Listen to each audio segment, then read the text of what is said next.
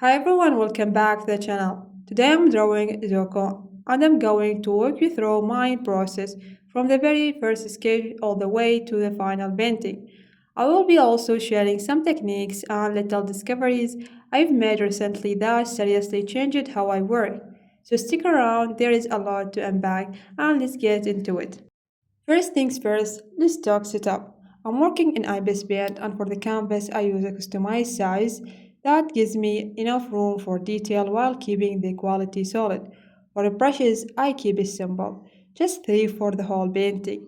The pen fade for sketching, the tip pen hard for line art, and the pen fade again with different settings to add texture and get that painted traditional look. For the line art especially, I set the tip pen hard to black, activate the stabilizer for smooth lines, and the fade shape gives me those sharp, tapered ends on my strokes. It makes the line art feel clean and intentional.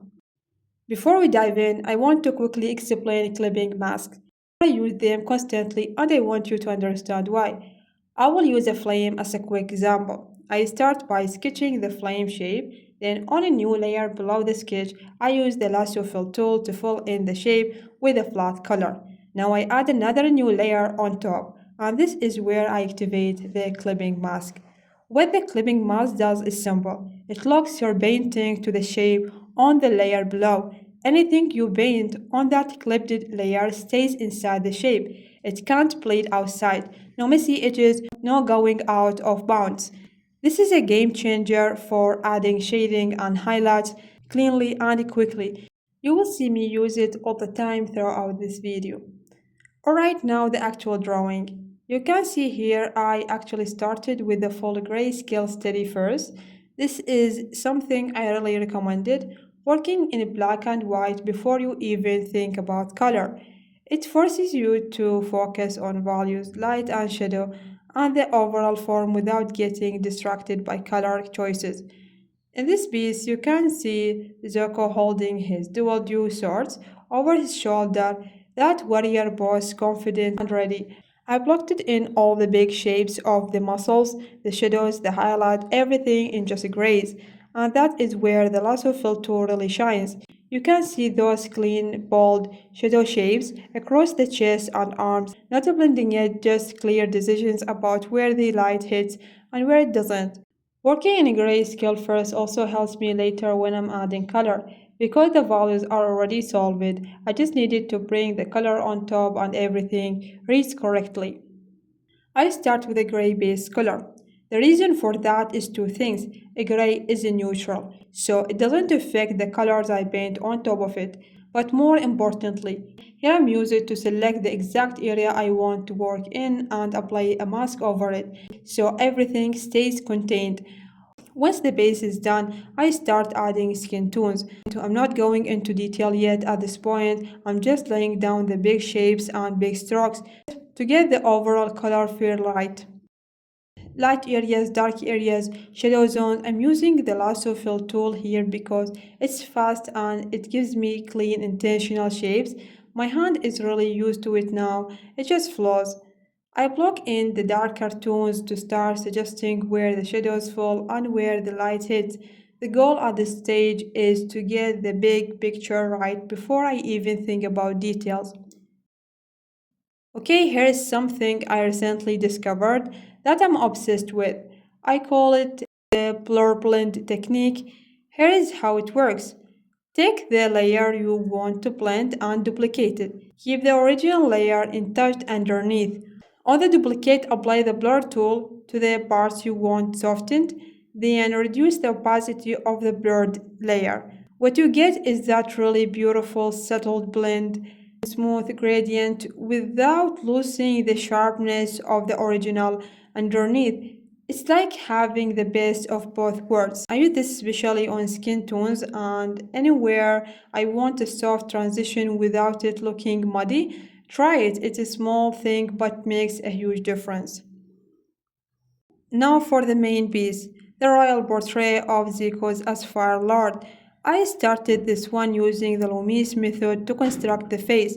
If you are not familiar, Loomis is basically a system for breaking the head down into simple shapes. It takes out the guesswork and gives you a solid foundation. I went through a lot of sketches before I landed on the look I wanted. I kept asking myself, what does Zico feel like at this point in his journey? What does the Fire Lord actually look like? That mix of power, intensity, and control he carries. I finally settled on this one. For the eyes, especially, I spent a long time because eyes needed to carry that intense, focused energy, the kind of stare that feel regal and serious without tipping into something creepy or silly. That balance was everything. Once the main colors were in, I started adding all the details that gives the painting life. This is also where I flip the canvas left to right constantly. It is one of the best habits you can build.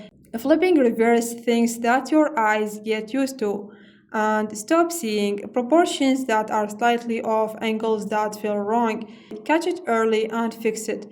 I use the pen fade brush here with the texture settings to start giving the painting that painterly traditional look. It breaks up the flatness and adds a lot of personality. Each element, the crown, the robes, the golden ornaments, I put it on its own layer. The layering system really is everything. It gives you the flexibility to adjust anything without touching what's already working. Okay, real talk, the background always the annoying part for me. I went back and forth so many times. I tried different colors, different approaches, different composition. Nothing felt right. The background has to support Zuko without competing with him. I experimented with a lot of blending modes in Ibis Band, and that honestly where I'd encourage you to just play. Different blending modes change the whole mood of the piece. Some were too busy, some too flat. Eventually, I landed on the final version you see, and it just clicked. Sometimes you just have to go through all the wrong options before you find the right one. And that's the final piece, Zuko Fire Lord, done in my style. If you made it this far, thank you so much. I hope you picked up at least one thing you can bring into your own work, whether it's the blur blending trick, the clipping mask system, or just the overall workflow. If you enjoy this, drop a like and subscribe. It genuinely helps the channel more than you know. And let me know in the comment who you want me to draw next. I will see you in the next one. Peace.